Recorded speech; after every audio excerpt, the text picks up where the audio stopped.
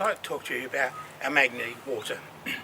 We've had a few complaints about how it flows out of bottles and that sort of thing, so I'd like to spend some time just explaining this to you. Hardin in California in the 60s was the great inventor of magnetic water.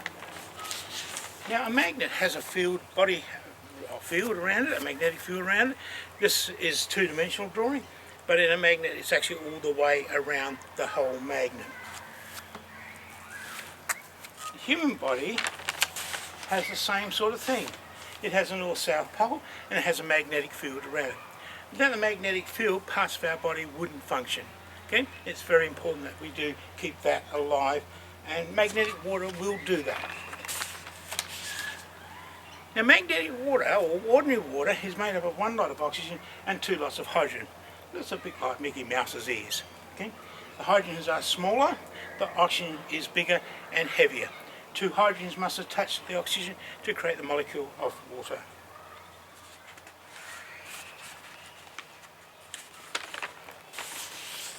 Now in an ordinary bottle of water, the molecules of it have free range, and they're allowed to travel anywhere they like around the bottle and quite happily do so. Okay? So they don't have a set pattern or anything like that. If you put a magnet near water flowing out of a tap, you'll find that the water will divert towards the magnet that fraction. Some schools use static electricity to demonstrate this, but in the riverland there are lots of people spending big money, and I'm talking between $5,000 to $30,000 to demagnetise their water before it goes through all their pumps and that.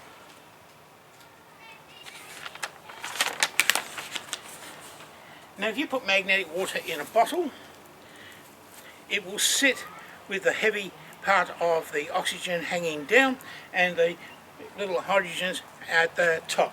This actually creates quite a thick layer of surface layer of the water in the bottle.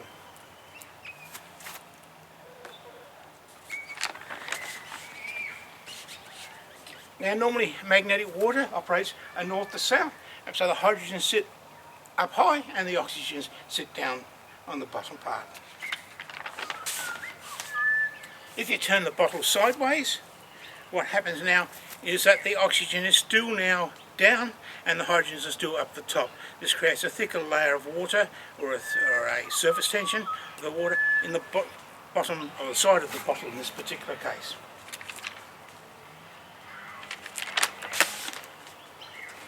If you turn the bottle upside down, what happens is that the oxygen molecules, being in the thicker part, go down to the bottom of the bottle and creates quite a thick skin, and therefore the water does not come out of the bottle. Even if you try to persuade it by sticking a skewer in, it will not come out of the bottle.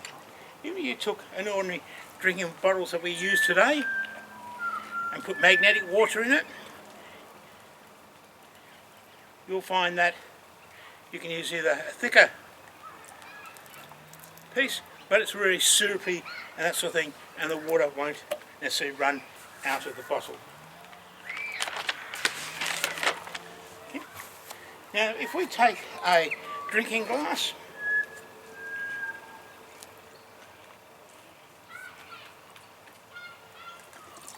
and put magnetic water into the drinking glass, we can put a card on top of it.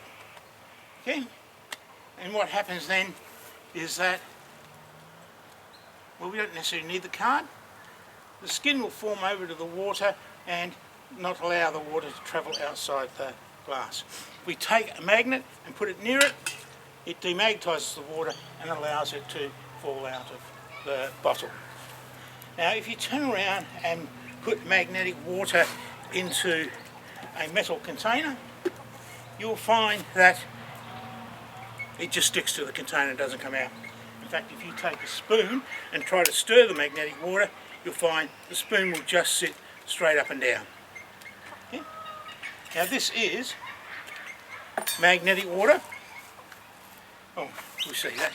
Now, we're going to overcome that problem, and we're overcoming it by simply putting a piece into your dentures into the top, so there's a magnet into your dentures, so when you take the bottle and you turn it sideways, you've got the north-south pole lining up with the magnet. Makes it quite easier to drink.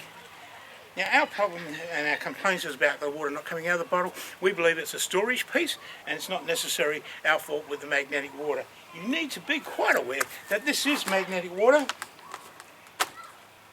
and it will stick to anything that's got metal in it.